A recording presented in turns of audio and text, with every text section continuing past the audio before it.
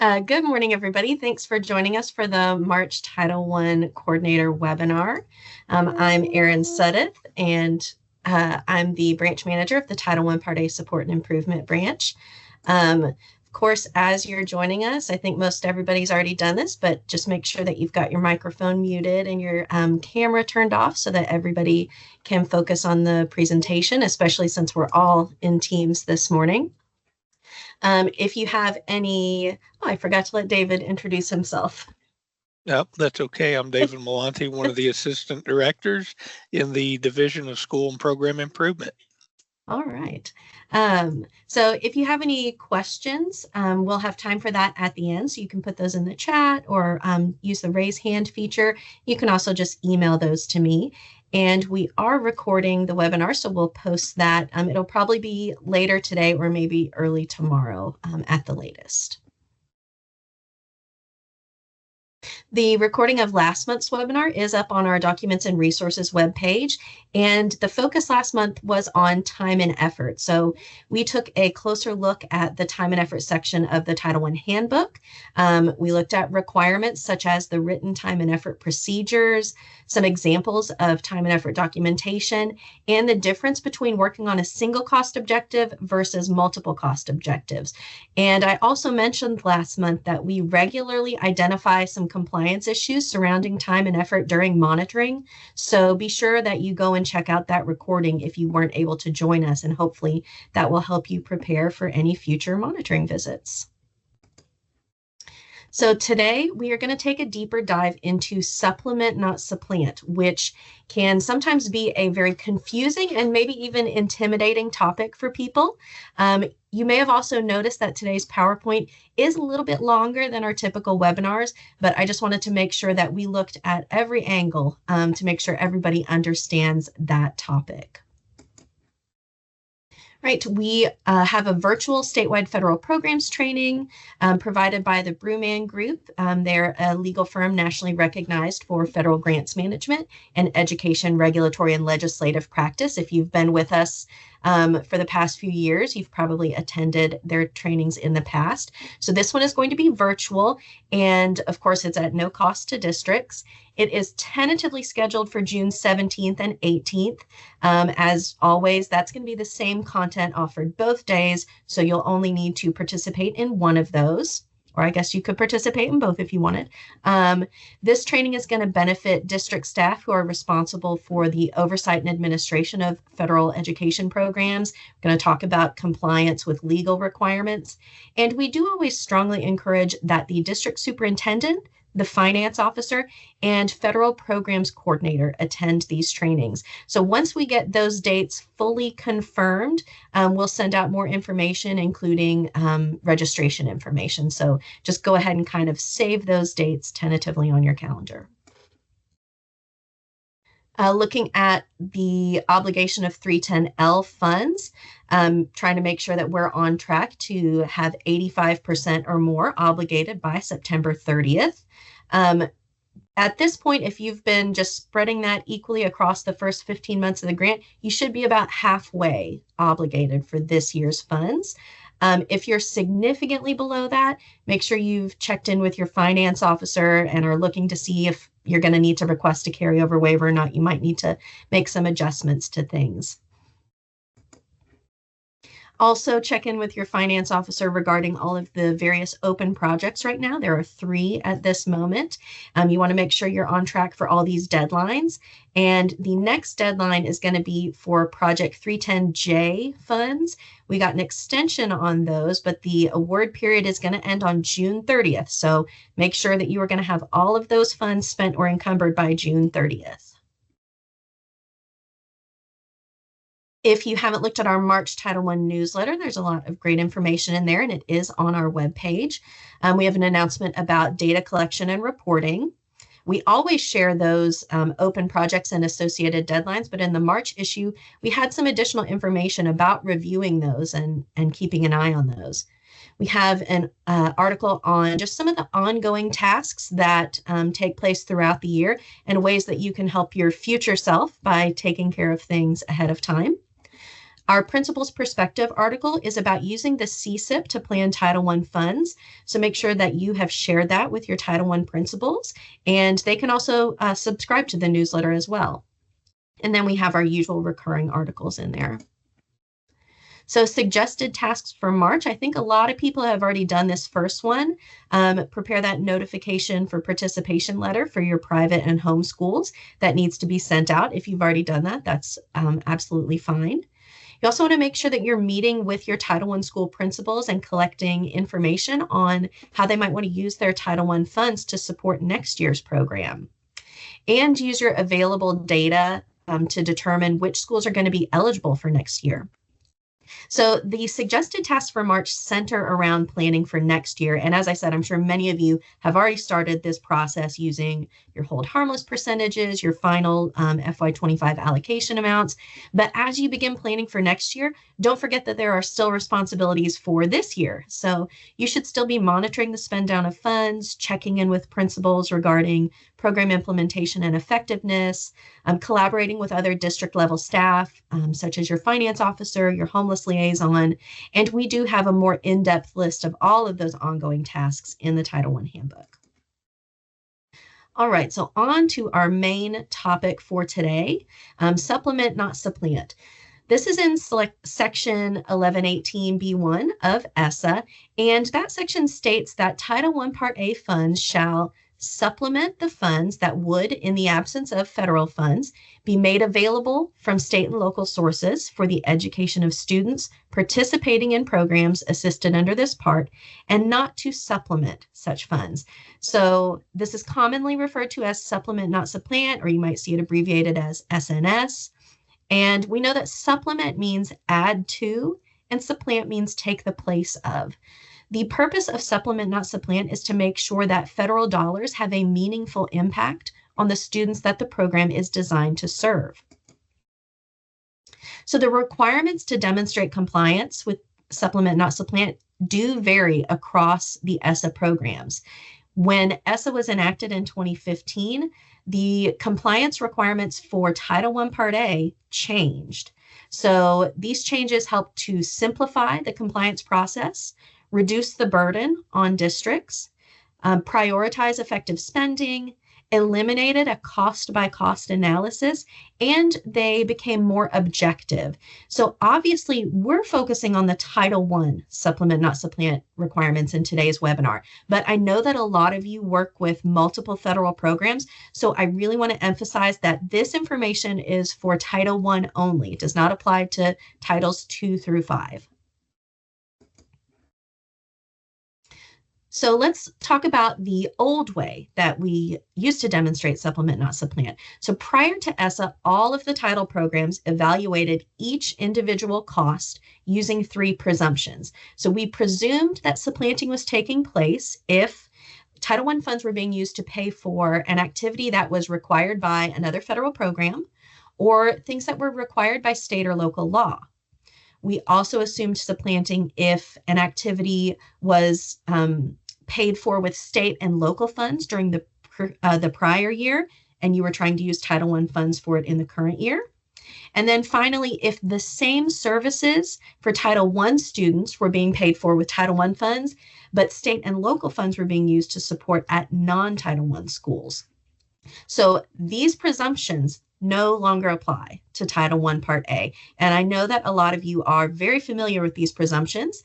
Maybe you need to know them because you work with other title programs, or maybe you or the person who trained you in your position worked with Title I prior to ESSA in 2015. Whatever the reason, you need to know that these requirements do not apply to Title I Part A anymore. And as I said on the previous slide, we are not looking at each individual cost or service and analyzing it to figure out if it's supplanting. So if we're not doing that, then what are we doing now? Right, the new way that we demonstrate compliance with supplement, not supplant, is through a methodology. And this is in ESSA 1118B2. So the district must demonstrate that the methodology that they use to allocate all of the state and local funds to schools is done in a Title I neutral manner. That means that Title I schools must receive all the same state and local funds they would otherwise receive if they weren't participating in Title I. They do not take a school's Title I status into consideration when allocating state and local funds. And compliance is demonstrated just at one point during the school year. The law supposes an annual allocation of state and local funds. So this isn't something that you have to keep doing over and over throughout the year. So here is an example of funds being distributed in a manner that would not be considered Title I neutral. Let's say that a district has 4 Title I schools and 2 non-Title I schools. Let's say that the district gives each non-Title I school $20,000 of state and local funds to purchase some curriculum. But each Title I school only gets $5,000 of state and local funds to purchase curriculum because they can just use their Title I funds to make up that difference. In that scenario, the district took the Title I school's status into consideration and then intentionally gave that Title I school less state and local funds. So that is not Title I neutral. Now, there are some districts or maybe individual grade spans within a district that are actually exempt from providing a supplement, not supplant methodology. So the first scenario is for a district with only one school. That district is going to be exempt as a whole. The next scenario is a grade span with a single school. So that single grade span would be exempt. So some of our districts have multiple elementaries and middles, but maybe one high school. The high school would be exempt because there's just one school in that grade span. And then a district that serves all Title I or all schools with Title I allocations. So if every single school in the district is served, then the district as a whole is exempt. Or maybe if all the schools within a grade span are served, that grade span is exempt. So like in that example with the district with multiple elementaries and just one middle or high, if they're serving all the elementaries, then that grade span is exempt. And of course, we don't have to have a methodology requirement if there is a grade span with no schools served by Title I. Even if you're exempt from the requirements, it's still really important to understand supplement, not supplant requirements for a couple reasons. First of all, in the event your district's no longer exempt in the future, maybe you build more schools or you were serving all the schools in a grade span and then now you aren't. Or maybe you move to another district and that district is required to have a methodology. It's also just helpful for everyone to understand the requirements and the fact that those old presumption test rules, we don't use those. We don't look at every individual school purpose. So Title I Part A supplanting is dependent on how the district allocates state and local funds, not on how the school chooses to spend them. So there's not really a question of, hey, my school wants to purchase this, is this supplanting? If the district has distributed things in a Title I neutral manner, then you're good. The school is not supplanting. So again, we're not looking at those individual expenses. Once the funds have been allocated out to the schools, the focus is going to shift from supplanting to things like allowability and effectiveness. So obviously this change in supplement, not supplant, it did not mean that you can just buy whatever you want. All of our Title I purchases still need to be allowable. So they need to be reasonable in cost. They need to be aligned with the intent and purpose of the Title I program. They need to be addressing identified needs in the needs assessment, supporting the activities outlined in the CSIPs. If your school doesn't have your own allowability procedures in place that you're using with schools to look at those individual expenditures, make sure that you check out our allowable cost checklist and procedures resource. That's going to help you design your own set of procedures. And when you're helping a school determine if a purchase can be made with Title I funds, you're going to want to reference the types of guiding questions that are on that document instead of those presumption questions like, well, what funds did you use to buy this last year? So you have to have a written methodology to help meet this requirement. This methodology is just a narrative describing the manner in which the district is going to distribute state and local funds or allocate any resources backed by state and local funds, such as teaching positions. You want to clarify all of the allocation steps to account for the distribution of all of those funds for staffing, PD, technology. So think about things like SEEK funding, KETS funding, and any other funds that may be required by the General Assembly. Now, this narrative doesn't have to be lengthy. It does need to be supported by calculations using actual numbers, and you need documentation that the methodology is being followed at each school. The narrative and supporting documentation should be completed by September 30th of each school year, and you need to keep that on file at the district. You're not going to submit that to KDE unless you're selected for monitoring. And I want to point out that unless the district changes how state and local funds are allocated, the actual narrative itself probably won't need to be updated every year. What you're going to need to update every year are those calculations showing that the methodology was followed at each school for that specific school year. The district's not required to post the methodology to its website. However, doing so could be useful to stakeholders such as parents and families. So what do we put in this narrative? First, a brief explanation of what's included in the district's methodology. So here's all of the different funding sources and resources that we're including here. An explanation of how the funds are distributed, the school year of any enrollment data that's being used in the calculations if that's not already clearly labeled, and an affirmation that funds and staff were distributed according to the methodology. So there are some funds that would not be included in a supplement, not supplant methodology. First is resources that are not allocated to schools, so our district-wide activities. The methodology requirement of ESSA relates specifically to state and local funds that are allocated to schools. There's not a similar compliance test for state and local funds that are reserved for district-wide activities.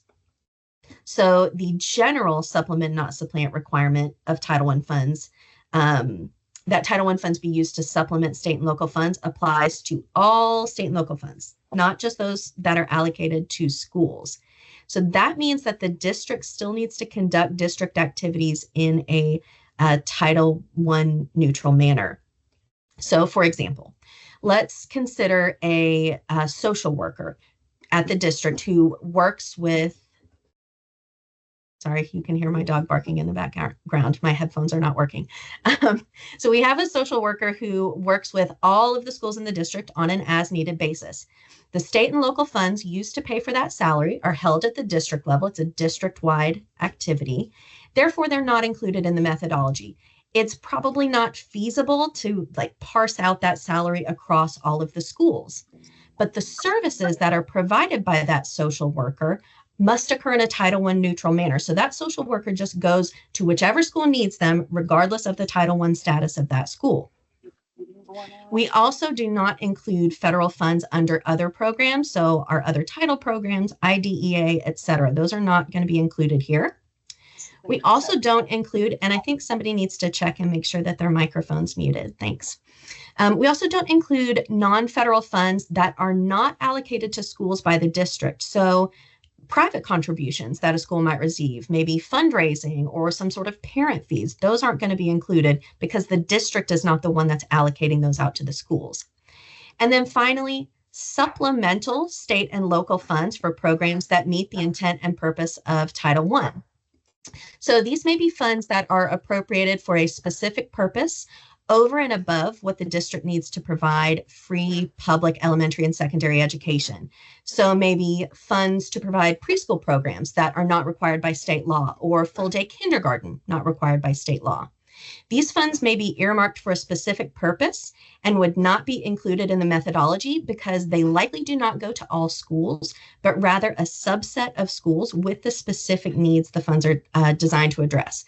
So at the district's discretion, a school's Title I status may be taken into consideration when distributing supplemental state and local funds. And we've got some more information on that on the next slide. So I'm not going to read this entire slide to you.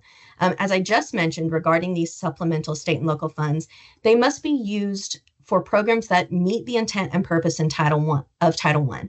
And this is to encourage districts to use those supplemental funds to provide Title I-like services without having to worry about supplanting. There is a bit of flexibility with the methodology. I mentioned how the change made it less burdensome. This is one of the ways. So districts can use multiple methodologies to demonstrate compliance with these requirements, provided that all of those methodologies are Title I neutral and they're used consistently. So for example, maybe we have one methodology that's used for our elementary schools and one that's used for our secondary schools. Or maybe we have one methodology that's used across all the grade spans, but a factor such as maybe a base allocation for students or an average cost of instructional materials, that might vary depending on the grade range. So there is some flexibility there. Right, we're going to look at some resources. Of course, we have the U.S. Department of Education's Supplement Not Supplant non-regulatory informational document. We have the Supplement Not Supplant section of the Title I Handbook. That's on page 59.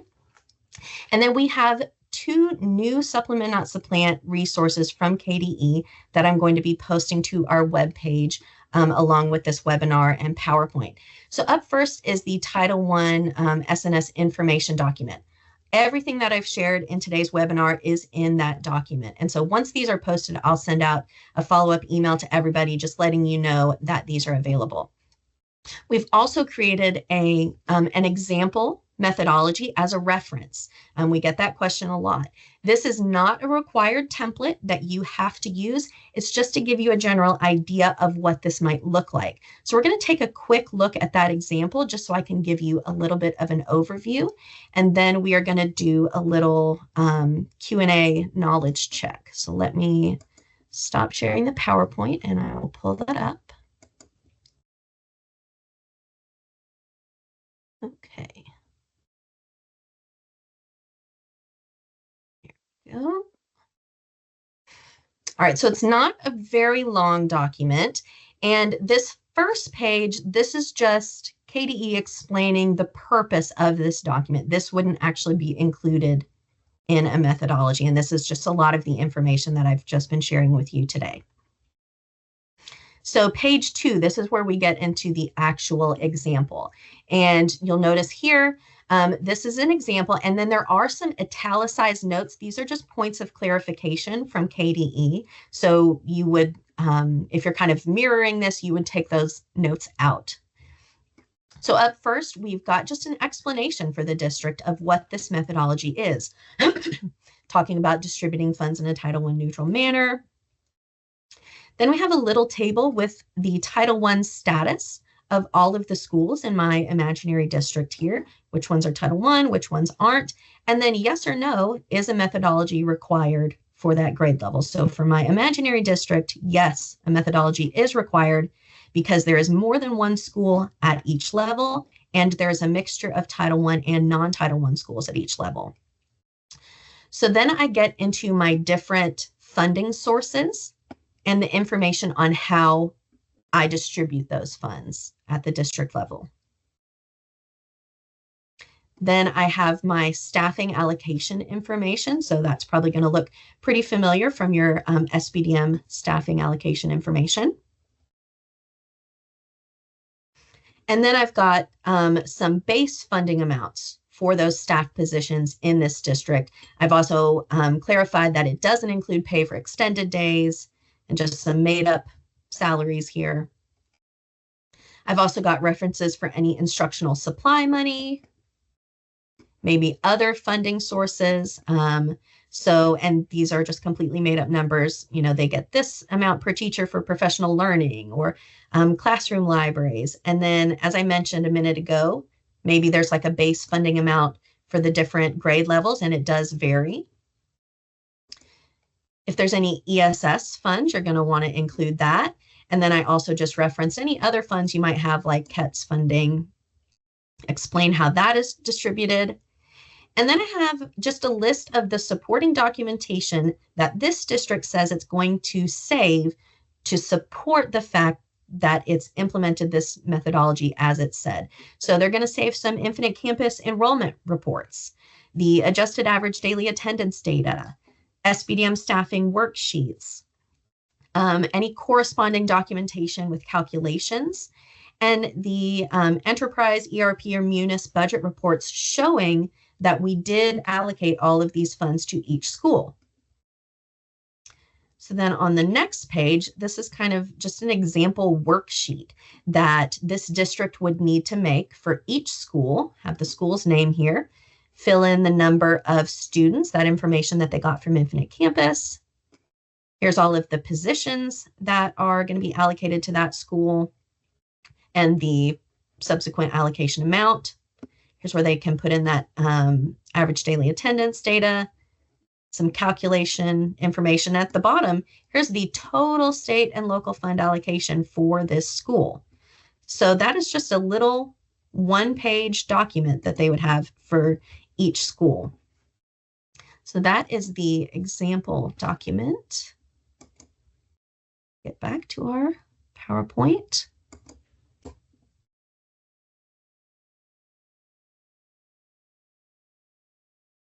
Okay. And let's see, whoops, let me check the chat here. Okay, if we only have one school for each grade, we follow Title I neutrally for allowability. We just don't create. Yeah, if you've only got one school per grade span, you are exempt from having a methodology. So you don't have to have this written methodology document. All right. So now we are going to do a little knowledge check. I've got 8 scenarios, and we're going to figure out if these are supplanting or not and why. All right, up first. So let's say that we have a Title I school and they use some of their state funds to purchase a reading intervention program, and they purchased this last year. Would it be supplanting if they purchased that same reading intervention program using Title I Part A funds for the upcoming school year? So if you think you know, put it in the chat. Bonus points if you can tell me why.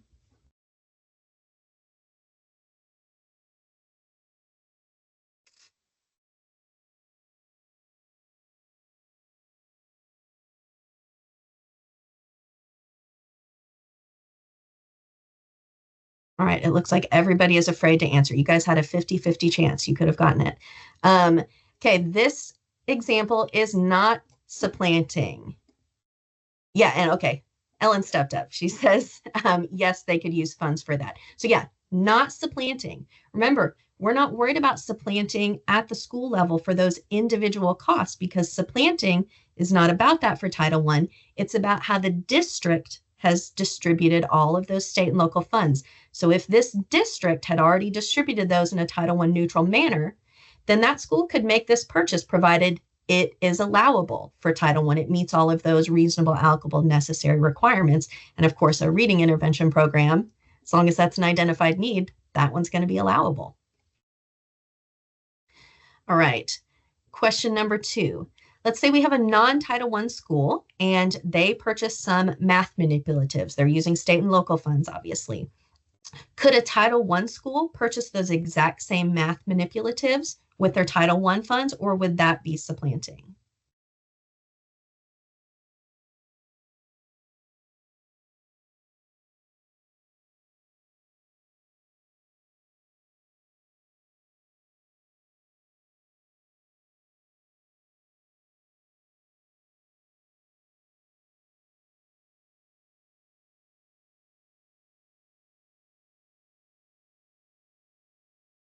All right, I said this was an intimidating topic, and I was right because nobody wants to answer me. So again, just like number 1, we're not worried about supplanting at the school level. So the school can use their Title I Part A funds for an allowable expenditure, even if the other schools, the non-Title I schools, are going to buy the exact same things with local dollars. It's about how the funds are distributed at the district level.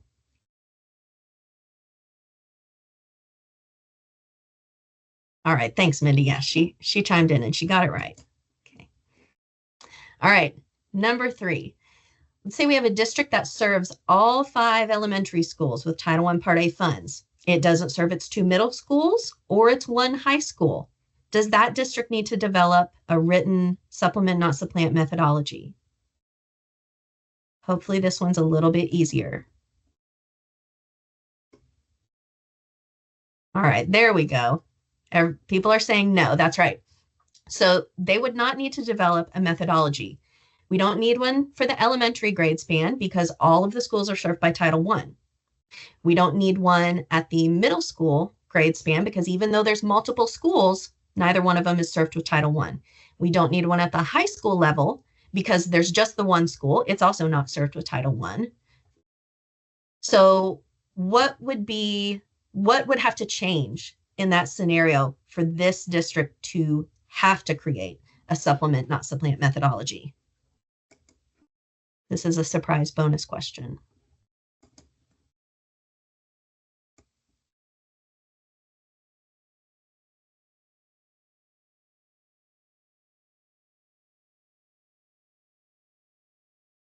Yeah, okay, Mindy's got it. So if one of the middle schools became a Title I school, but the other one didn't, then the middle school grade span would need a supplement, not supplant methodology. Or if they stop serving one or more of the elementary schools, then that grade level would need a methodology. Yeah, build another high school that uses Title I. Yeah, so you guys have got it if there's a mix of Title I and non-Title I schools. Okay.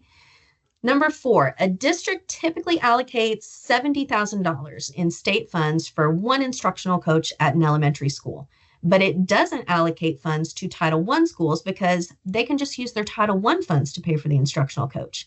Is this supplanting?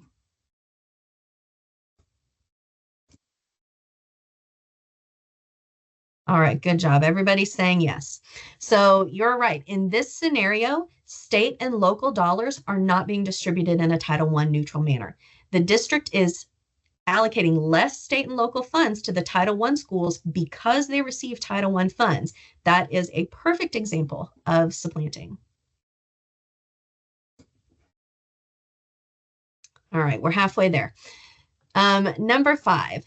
The district has selected a new diagnostic assessment that it wants to use at all 10 elementary schools. We've got 5 Title I schools and 5 non-Title I schools.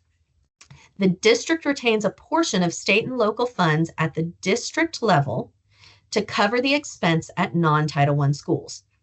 The Title I schools must use a portion of their Title I allocation to cover that cost. Is this supplanting?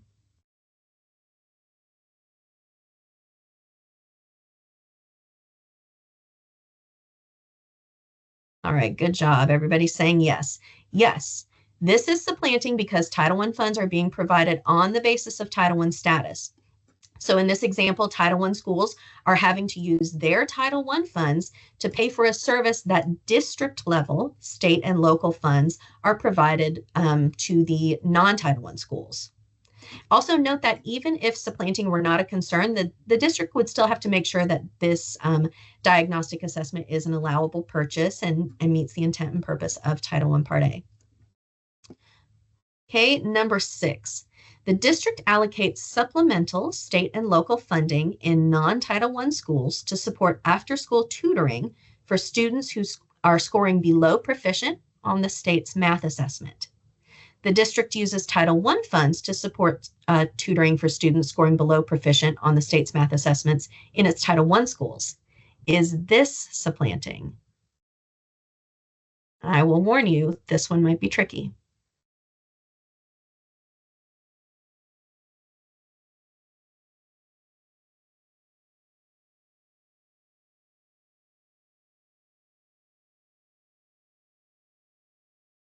And me saying it was tricky has scared everybody off. So this one is not supplanting.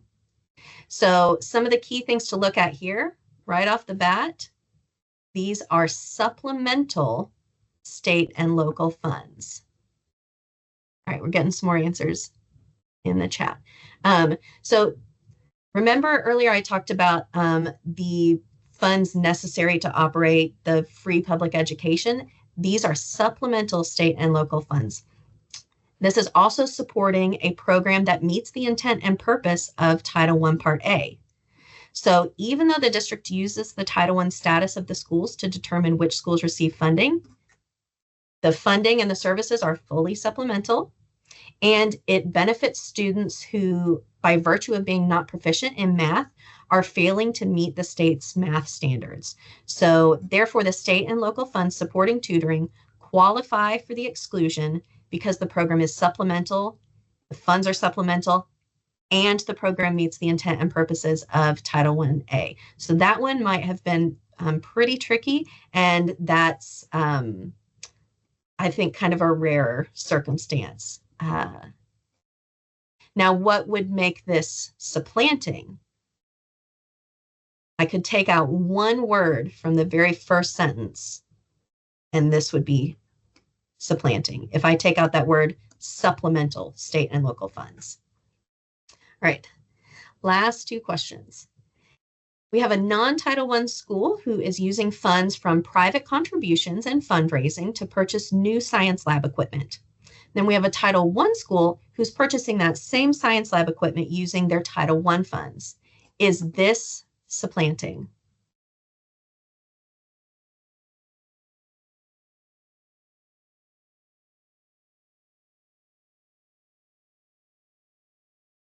All right, good job. Everybody's saying no. Right. So supplement, not supplant, applies to public, state, and local funds. Remember, that does not include private contributions, fundraising, and parent fees. All right. And our last question. Let's say the district allocates an additional $5,000 of state and local funds to each school operating a Title I program. Is this supplanting?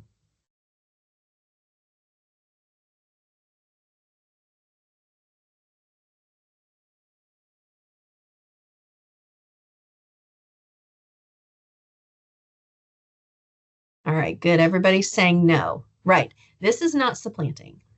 So supplanting occurs when the amount of state and local funds a school receives is reduced because of the school's Title I status. Districts can decide to allocate additional state and local funds to Title I schools at their discretion.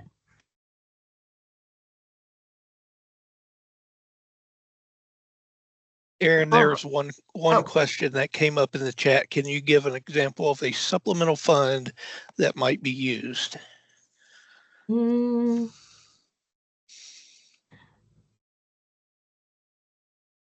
That I'm not sure.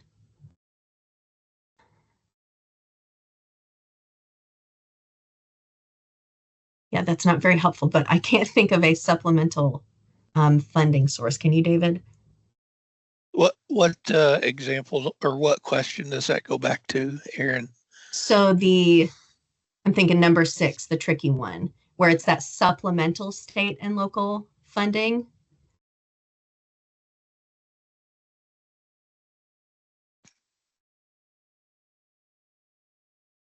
I think you kind of explained that as anything that might be supplemental for a specific purpose in regulation or statute. I think you gave that example earlier in the presentation, and I might be off on that one. Yeah, I don't think a lot of us are having a lot of supplemental state and local funds. So it's probably not an issue in a lot of places, but it is technically something that would be exempt.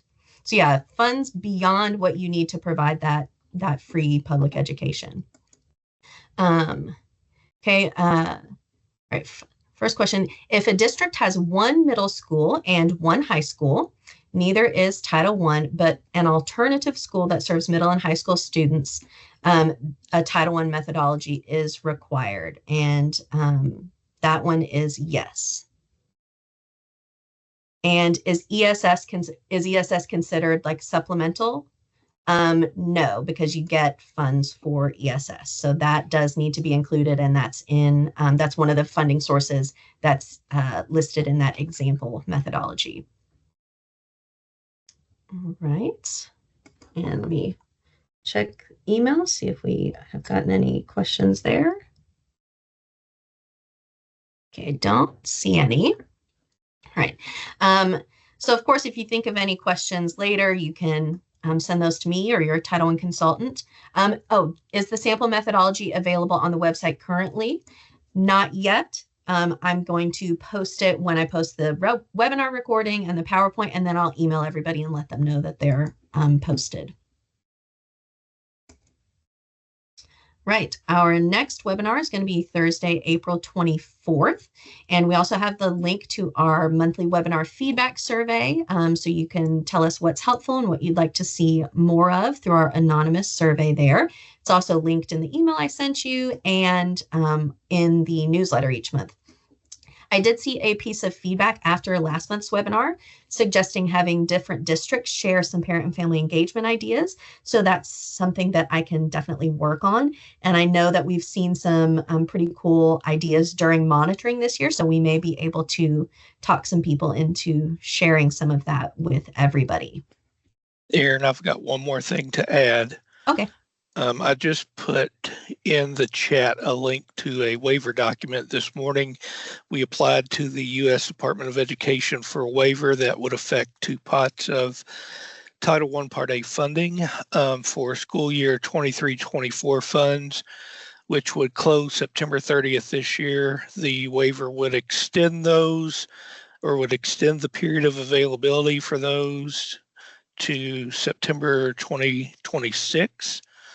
And for it affects the current school year funds as well, 24-25 funds, by allowing for districts that already have a 15% carryover waiver within the last couple of years to apply for another waiver for 24-25 years for that carryover requirement. And we'll keep everybody up to date on the approval or disapproval as it comes through. Right. And sorry, I flipped through the slides really quickly, but just it's those bottom 2 years. That's what we were referencing there. All right. I do not see any more questions in the chat. So thank you all for joining us today, and we will see you next time.